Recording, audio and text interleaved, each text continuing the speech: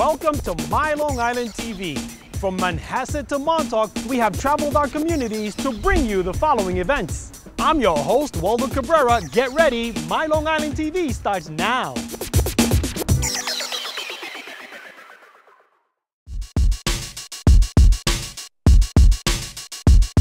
The type is an A60R.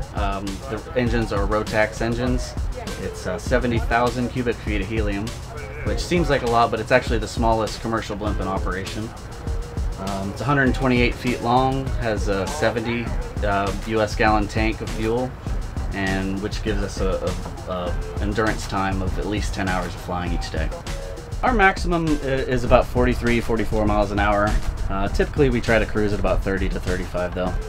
The helium constantly leaks out at a slow rate because it's such a small molecule. So on a weekly or semi-weekly basis, we'll get helium delivered to the airports that we use, and we'll just add it to replenish what's been lost.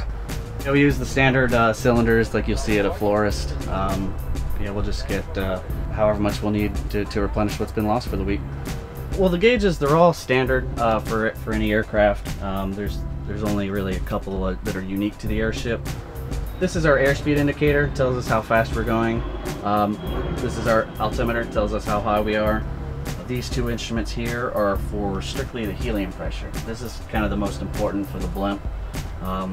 These two monitor how much pressure is on the outside of the bag, which actually give the shape of it. Most aircraft have a yoke, where you use your hands to fly it.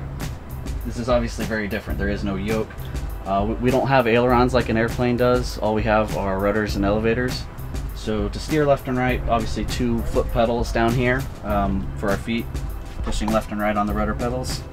To go up and down, this wheel rolls forward and back like that, and that's actually what allows us to climb and descend. So it's kind of like flying a wheelchair. These here are actual throttles that allow us to give power to the engines. Just a standard kind of setup, but instead of a throttle quadrant usually being here on an aircraft where you pull it out, ours are much more accessible over here. The blimp actually stays inflated, and we do fly it city to city.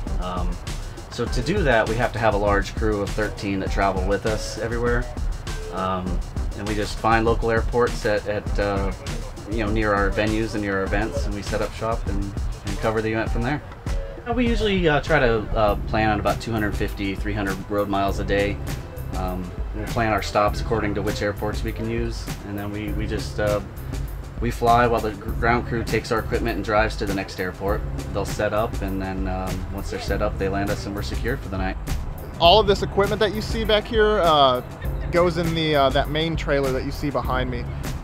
We always try to remain in radio contact, so I know where they are. I know what routes they're taking over the roads, because if something happens, if I have to land somewhere, it's not like an airplane or a helicopter.